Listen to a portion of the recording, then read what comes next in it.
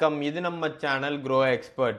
இன்னைக்கான market update பற்றி தான் இந்த வீடியோவில் பார்க்க போகிறோம். ஸோ ஓவரால் மார்க்கெட் பார்க்கும்போது ஆல்மோஸ்ட் வந்து கொஞ்சம் ஃப்ளாட்டாக ட்ரேட் ஆகிருக்கு. சென்செக்ஸ் பொறுத்த வரைக்கும் 0.06% கிட்ட இன்க்ரீஸ் ஆகிருக்கு. நிஃப்டி 50 0.05. ஸோ மார்க்கெட் வந்து இன்னைக்கு ஓவரால் நாளில் ஃப்ளாட்டாக ட்ரேட் ஆகிருக்கு. ஸோ மார்க்கெட்டில் நிறைய புது விஷயங்கள் நடந்திருக்கு. ப்ரிடாமினன்ட் ஆஃப் நியூஸ் வந்து மார்க்கெட்டை அடுத்த கட்டம் நகர்த்திட்டு போகிற மாதிரியான சுச்சுவேஷன்ஸ் காணப்படுகிறது. ஸோ இந்த வீக்கு மார்க்கெட்டுக்கு கொஞ்சம் பாசிட்டிவான இன்சிடென்ட்ஸ் இருக்குங்கிற எக்ஸ்பெக்டேஷன்ஸ் கண்ணுக்கு தெரியுது. அது என்னங்கிறத டீட்டெயிலாக வீடியோவில் பார்க்கலாம்.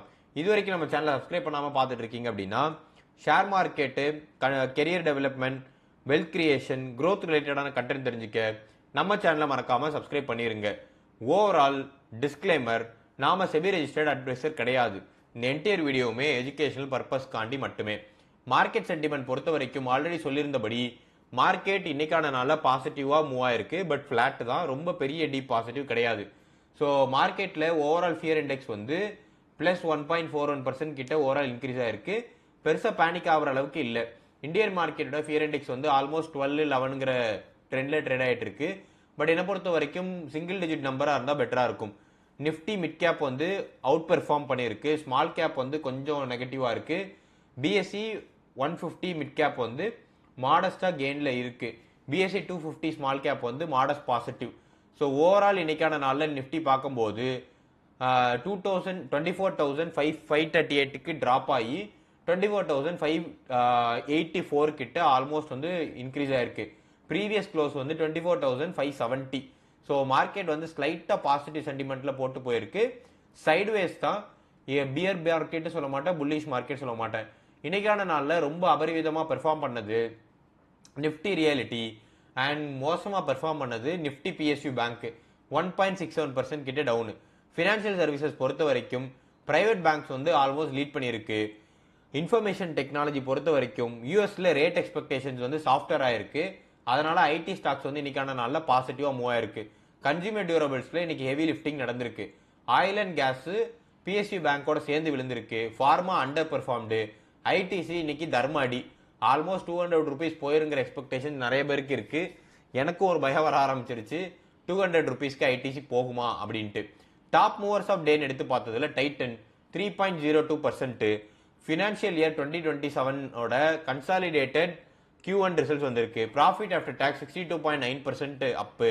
ஸோ ஓவரால் இதெல்லாம் சேர்த்து ஸ்டாக் 3.02% கிட்ட இன்க்ரீஸ் ஆயிருக்கு. டோட்டல் இன்கமா 21,502 கோடி கிட்ட பண்ணியிருக்காங்க ஜுவல்லரி பிசினஸ் பாயிண்ட் ஆஃப் வியூல. பஜாஜ் ஃபினான்ஸுமே ரெக்கவரி கொடுத்துருக்கு. என்பிஎஃப்சி பாயிண்ட் ஆஃப் வியூல 2.24% கிட்ட அப்பு. பிஎஸ்யூ பிரைவேட் பேங்க்ல பிரைவேட் பேங்க் செக்டார்ல ஐசிஐசிஐ பேங்க் இன்னைக்கு வந்து ஒரு நல்ல ஆஃப்செட் கொடுத்துருக்கு 0.76%. இது போக டாடா கன்சியூமர் ப்ராடக்ட்ஸ் வந்து அமாங் டாப் நிஃப்டி கெய்னரா இருக்கு. நிஃப்டி லூசர்ஸ் எடுத்து பார்த்ததுல State bank of India despite Q1ஓட ரிசல்ட்ஸ் வந்து ஓவரால் பாசிட்டிவா இருந்தாலும் நிறைய ப்ராஃபிட் புக்கிங் நடந்திருக்கு. இன்ட்ராடே பாயிண்ட் ஆஃப் வியூல 1.5% கிட்ட இது ஓவரால் டவுனு. ஸ்டாக் வந்து ஒரு 900 rupees 1000 rupees கீழே வந்துச்சுன்னா தாராளமாக கன்சிடர் பண்ணுங்க. ஐடிசி என்ன கதை ஆக போகுதுன்னே தெரியல. நிறைய பேர் 200 rupees போயிருங்கிற ஒரு எக்ஸ்பெக்டேஷன் சொல்றாங்க. எனக்குமே அந்த பயம் வர ஆரம்பிச்சிருச்சு. நான் ஐடிசி அனலிசிஸ் பண்ணிடலாமா அப்படின்னு சொல்லிட்டு ஒரு தாட் ப்ராசஸில் இருக்கேன். ஐடிசி பற்றி டீட்டெயிலாக அனலிசிஸ் பண்ணி போடணும். அதர் எஃப்எம்சிஜியை கம்பேர் பண்ணினா ஐடிசின்னு சொல்லி கமெண்ட் பண்ணுங்க. உங்களுக்கு அதை பற்றி டீட்டெயிலாக தெரிஞ்சுக்கணும்னா மட்டும் நான் ஒரு வீடியோ மேக் பண்ணி போடுறேன். எட்டர்னல் பொறுத்த வரைக்கும் இன்னைக்கான நாளில் தர்மடி. ஸோ இது போக Bharti Airtel, NTPC, UltraTech cement இயர்லியராக இது கொஞ்சம் பாசிட்டிவாக இருந்த மாதிரி தெரிஞ்சிருந்தாலும் இன்னைக்கான நாளில் ரொம்ப ட்ராக் ஆகிருக்கு. Alongside IndiGo. So overall point of வியூவில் அதர் மார்க்கெட் சர்ஜ்னு எடுத்து பார்த்ததுல கண்ணாப்பினட் சர்ஜான பாயிண்ட் ஆஃப் வியூவில் Aarti pharma labs Q1 financial year profit வந்து 65.4% கிட்ட இயர் அண்ட் இயர் இன்க்ரீஸ் ஆயிருக்கு. ரெவன்யூமே 38.7% கிட்ட இன்க்ரீஸ். இது எல்லாத்தையும் சேர்த்து இன்னைக்கான நாள 20% கிட்ட ஸ்டாக் அப்பு. யூனிவர்சல் கேபிள்ஸ் பொறுத்த வரைக்கும் அப்பர் சர்க்கியூட் ப்ராஃபிட் வந்து 108.8% கிட்ட இன்க்ரீஸ் ஆயிருக்கு. இதைக்கு வந்து ஸ்டாக் 20% அப்பு. ஸ்கை கோல்டன் டைமண்ட்ஸ் பொறுத்த வரைக்கும் ப்ராஃபிட் வந்து 136.94% கிட்ட சர்ஜ் ஆயிருக்கு. ஸ்டாக் வந்து 8.42% கிட்ட இன்க்ரீஸ் ஆயிருக்கு. ஆல்மோஸ்ட் சேம் ஜுவல்லரி வேவ் தான் டைட்டன் கடிச்ச மாதிரியே ஸ்கை கோல்டன் டைமண்ட்ஸுக்கும் பாசிட்டிவ் ஒர்க் அவுட் ஆயிருக்கு. ஆயில் இந்தியா பொறுத்த வரைக்கும் ப்ராஃபிட் 252.83% கிட்ட அப்பு. அதனால ஸ்டாக் 2.3% கிட்ட இன்க்ரீஸ் ஆயிருக்கு. டெலிவரி கம்பெனி பொறுத்த வரைக்கும் ரெவென்யூ 27.8% கிட்ட அப்பு, ப்ராஃபிட் ஆஃப்டர் டாக்ஸ் மட்டும் 64.9% கிட்ட கீழே விழுந்திருக்கு. ஸோ இது எல்லாத்தையும் அட்ஜஸ்ட் பண்ணி பார்த்துமே ஸ்டில் மார்க்கெட் பாயிண்ட் ஆஃப் வியூல ப்ராஃபிட் ஆஃப்டர் டாக்ஸை 62 கோடி கிட்ட அட்ஜஸ்ட் பண்ணியிருக்காங்க. இது எல்லாத்தையும் சேர்த்து ஸ்டாக் வந்து 1.07% கிட்ட இன்க்ரீஸ் ஆயிருக்கு. ஸோ ஓவரால் அதர் ஸ்டாக்ஸ் கீழே விழுந்த தர்மடியில் நீங்க எடுத்து பார்த்தீங்கன்னா Ola electrical mobility almost 38.58 Ruby கிட்ட போயிருச்சு. இன்ட்ராடே அகைன்ஸ்ட் கிட்ட ப்ரீவியஸ் க்ளோஸ் வந்து 41. ஸோ Q1 ரெவன்யூ வந்து 45% விழுந்ததுனால ஸ்டாக் 6% காலி. ஐநாக்ஸ் விண்ட் பொறுத்த வரைக்கும் ஃப்ரெஷ்ஷா ஒரு 52 வீக் லோவே வச்சிருச்சு 73.56.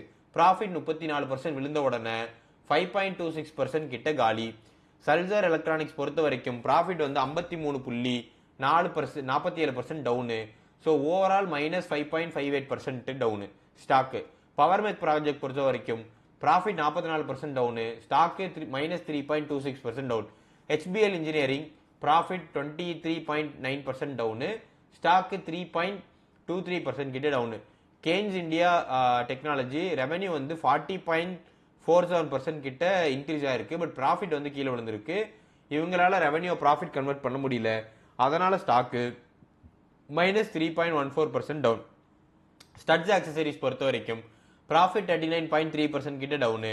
ஸோ இதை ஒட்டி ரெவென்யூ பாயிண்ட் ஆஃப் வியூ பார்த்தீங்கன்னா பட் 13.7% கிட்ட அப்பு. இவங்களுக்குமே growthல ப்ராஃபிட் கன்வர்ஷன் பிரச்சனை இருக்கு. -2.80% கிட்ட டவுன். ஸ்டாக்ஸ் டு வாட்ச் பொறுத்த வரைக்கும் லார்ஜ் கம்பெனில Titan, state bank of India, oil India. So இது எல்லாத்தையுமே இந்த பிரைஸ்ல நீங்க கன்சிடர் பண்ணணும் சொல்ல மாட்டேன். அது போக ஐசிஐசிஐ பேங்க். ஸோ இது ஒரு அட்ராக்டிவான பிரைசிங் வரும்போது கன்சிடர் பண்ணலாம். வாட்சஸ்ல வச்சுக்கோங்க. மிட் கேப்ல வாட்சஸ்ல நம்ம வைக்க வேண்டியது Hitachi energy India, Delhivery, Hindustan copper, அப்புறம் யூனிவர்சல் கேபிள்ஸ். இது எல்லாத்தையுமே மிட் கேப் பாயிண்ட் ஆஃப் வியூல. ஸ்மால் கேப்ல Sky Golden diamond. So profit வந்து கண்ணாபின்னு பண்ணியிருக்காங்க. ஸோ இதை வந்து நீங்க கன்சிடர் பண்ண லிஸ்ட்ல வாட்ச் லிஸ்ட்ல வைங்க. Aarthi pharma labs. ஸோ இது ரெண்டுமே என்னை பொறுத்த வரைக்கும் ஸ்மால் கேப்ல. ஸோ ஃப்ரம் எந்த ஸ்டாக்கை நம்ம கொஞ்சம் காஷியஸாக அணுகணும் அப்படின்னா கன்சிடர் பண்ணக்கூடாது சொல்ல காஷியஸ் அணுக வேண்டியது ஐடிசி. ஐடிசி வந்து நான் உண்மைக்குமே இன்னும் கூட ரீதிங்க் பண்ணணும்னு நினைக்கிறேன். So PSU banks. ஸோ ஓவராலாவே கவர்மெண்ட் பேங்க்ஸ் ஒரு டீப் வாலட்டிலிட்டிக்குள்ள சுத்திட்டு இருக்கு. அது போக மிட் கேப் பாயிண்ட் ஆஃப் வியூல என்ன கேட்டால் தவிர்த்துடலாம் Ola electric mobility. Kaynes India கீழே விழுந்துச்சுன்னா கன்சிடர் பண்ணுங்க, நல்ல கம்பெனி தான். ஸோ இது போக ஸ்மால் கேப் பாயிண்ட் ஆஃப் வியூல Inox wind, Salzer electronics, Powermech projects இது மூணுமே என்னை பொறுத்த வரைக்கும் ஓகேவான கம்பெனி. பட் கொஞ்சம் வெயிட் பண்ணி பார்க்கலாம்னு நினைக்கிறேன். ஐநாக்ஸ் வின் ஆல்ரெடி ஒரு டீடைல் கம்பாரிசனே போட்டிருந்தேன். வெயிட் பண்ணி பார்த்தா நமக்கு ஒரு ஐடியா கிடைக்கும். நிறைய கம்பெனிஸோடதுல நீங்க பாத்தீங்க அப்படின்னா ரெவென்யூ பண்ணியிருந்தாங்க பட் ப்ராஃபிட் பண்ண முடியல. குறிப்பா Studds, Powermech, Salzer, Kaynes, HBL, Inox wind இது எல்லாமே மார்ஜின்ஸ் வந்து பெருசா இருக்கு. இதுக்கு பின்னாடி இருக்கிற reason input cost, crude oil பிரைஸோட இன்ஃபிளேஷன், இந்த மாதிரி நிறைய ஆஸ்பெக்ட்ஸ் இருக்கு. ஃபண்டமெண்டலா பிசினஸ் ஸ்ட்ராங்கா இருக்கு. பட் அவங்களுக்கு வந்து இன்புட் காஸ்ட்டை வந்து பிசினஸ்க்கு லைக் கஸ்டமருக்கு டிரான்ஸ்ஃபர் பண்ண முடியல. குளோபல் பாயிண்ட் ஆஃப் வியூல கோல்டு இன்க்ரீஸ் ஆகிட்டு போயிட்டு இருக்கு. நான் ஆக்சுவலாக மிஸ் பண்ணிட்டேன். ஜென்ரலாக மந்த் ஆன் மந்த் இன்வெஸ்ட் பண்ணும்போது கோல்டு இன்வெஸ்ட் பண்ணியிருக்கணும். ஸோ நான் கொஞ்சம் குறையும் நினச்சி தெரியாதனமாக ஒரு மிஸ்கால்குலேட் பண்ணிட்டேன். என்னைக்கு நான் நினச்சனோ அன்னிலேருந்து இன்க்ரீஸ் ஆகி போயிட்டு இருக்கு.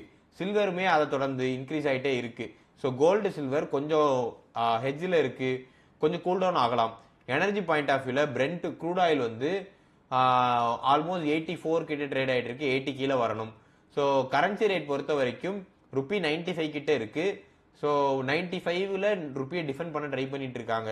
ஸோ டாலர் இண்டெக்ஸ் பொறுத்த வரைக்கும் ருப்பி 100 கண்டிப்பாக போயிடும். என்னைக்கு போகுதுன்னு தான் தெரியல. Nasdaq up, S&P 500 up, Dow ஜோன்ஸுமே up. So impact on India நீங்கள் எடுத்து பார்த்த வரைக்கும் ஃபெட்டோட ரேட் ஹைக்கான ஆட்ஸ் வந்து ஈஸ் அவுட் ஆகுது. ஸோ இப்போ பொறுத்த வரைக்கும் ஃபெட்ல ரேட் ஹைக் நடக்குமாங்கிற எக்ஸ்பெக்டேஷன்ஸ் கொஞ்சம் கொஞ்சமாக குறைஞ்சிட்டே வருது. எப்போ ரேட் ஹைக் நடக்கும்னு யாருக்குமே தெரியல.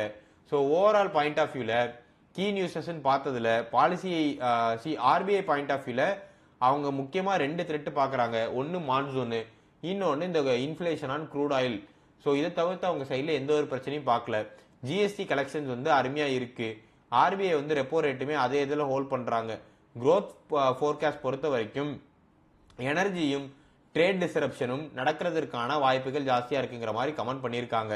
இது போக HDFC பேங்க் வந்து அவங்களோட ஓவரால் MCLR பாயிண்ட்ஸை 5 பேசிஸ் பாயிண்ட்ஸ் வரைக்கும் கட் பண்ணியிருக்காங்க மார்ஜினல் கட்டிங்கு. ஸோ HDFC பேங்க் வந்து ரிகவரி கொடுக்கணும். இப்போ இருக்கிற ப்ரைஸ் பாயிண்ட் வியூல ரொம்ப அட்ராக்டிவான ப்ரைஸில் இருக்கு. நீங்கள் தாராளமாக கன்சிடர் பண்ணுறதா இருந்தால் இப்போவே கன்சிடர் பண்ணுங்க. கார்பரேட் ஏர்னிங்ஸ் பொறுத்த வரைக்கும் நம்ம ஆல்ரெடி டீட்டெயிலாக பார்த்துட்டோம். எல்லா கம்பெனிஸோட கார்பரேட் ஏர்னிங்ஸுமே. ஆட்டோ அண்ட் EV செக்மெண்ட் பொறுத்த வரைக்கும் எலக்ட்ரிக் டூ வீலரோட காம்பரேட்டிவ் பிக்சரில் ஓலா எலக்ட்ரிக்கு தர்ம அடி. இப்போதைக்கு டிவிஎஸ், ஏத்தரு, அதுக்கப்புறம் பஜாஜ் இந்த மாதிரியான கம்பெனிஸ் தான் மார்க்கெட்டை லீட் பண்ணிட்டு இருக்காங்க EV பாயிண்ட் ஆஃப் வியூல. ஸோ EV மார்க்கெட்ல நீங்க கன்சிடர் பண்ணுறதா அந்த மாதிரி கம்பெனிஸை கன்சிடர் பண்ணலாம். இது போக என்னோட மேஜர் ஃபோக்கஸா நான் சொல்றது Bosch, Amara Raja energy, SML Mahindra இந்த மாதிரியான கம்பெனிஸுமே கொஞ்சம் டீட்டெயிலாக அனலைசிஸ் பண்ணிட்டு ரைட் டைம்ல இன்வெஸ்ட் பண்ணீங்கன்னா உங்களுக்கு பெட்டரா இருக்கும். கன்சியூமர் அண்ட் டெக் பொறுத்த வரைக்கும் லென்ஸ்கார்ட் மார்க்கெட் கேபிட்டலைசேஷன் வந்து 1 ட்ரில்லியன் கிராஸ் ஆயிருச்சு. ஸ்டாக் வந்து நியூ ஹையை வந்து ஹிட் பண்ணியிருக்கு. FMCG பாயிண்ட் ஆஃப் வியூ வந்து தர்மடி பிகாஸ் ஆஃப் ITC அண்ட் குறிப்பா ஜுவல்லரி ஸ்டாக்ல Titan positive, Sky Gold positive, almost jewellery கண்ணாப்பண்ணன் போற பாயிண்ட் ஆஃப் வியூல எல்லா ஸ்டாக்குமே பாசிட்டிவா இருக்கு. IT ஸ்டாக் வந்து இன்னைக்கு ஒரு மொமெண்டம் கெயின் பண்ணியிருக்கு. HCL டெக், இன்ஃபோசிஸ் இது எல்லாமே. US பொறுத்த வரைக்கும் ரேட் ஹைக்கான எக்ஸ்பெக்டேஷன்ஸ் வந்து கொஞ்சம் சாஃப்டர் ஆயிருக்கு. அதனால இந்த ஸ்டாக் எல்லாத்துக்குமே இன்னைக்கான நாள்ல ஒரு பாசிட்டிவ் குஷன் கிடைச்சிருக்கு. பிரைமரி மார்க்கெட் பொறுத்த வரைக்கும் IPO பாயிண்ட் ஆஃப் வியூல டெக்னோகிராஃப்ட் வெஞ்சர்ஸ் பொறுத்த வரைக்கும் 4.73% டைம்ஸ் கிட்ட சப்ஸ்கிரைப் ஆயிருக்கு. இதை தவிர்த்து மீதி எல்லாத்தையும் நீங்க பாத்தீங்கன்னா ஆல்மோஸ்ட் ஃபுல்லா கூட சப்ஸ்கிரைப் ஆகல. என்ன பொறுத்த வரைக்கும் இந்த டெக்னோகிராஃப்ட் வெஞ்சர்ஸ் மட்டும் இப்போதைக்கு கொஞ்சம் பாசிட்டிவாக தென்படுகிறது. ஓவரால் இந்த வீடியோ உங்களுக்கு கண்டிப்பா பிடிச்சிருக்கு நம்பர். இந்த வீடியோ உங்களுக்கு பிடிச்சிருந்தா வீடியோ லைக் பண்ணிருங்க. இது வரைக்கும் நம்ம சேனல் சப்ஸ்கிரைப் பண்ணலாம், மறக்காம சப்ஸ்கிரைப் பண்ணிருங்க. குறிப்பா உங்க ஃப்ரெண்ட்ஸ் ஃபேமிலிக்கு ஷேர் பண்ணுங்க. ஸ்பெசிஃபிக்கா உங்களுக்கு ஏதாவது ஸ்டாக் பத்தி தெரிஞ்சுக்கனா கமெண்ட் பண்ணுங்க.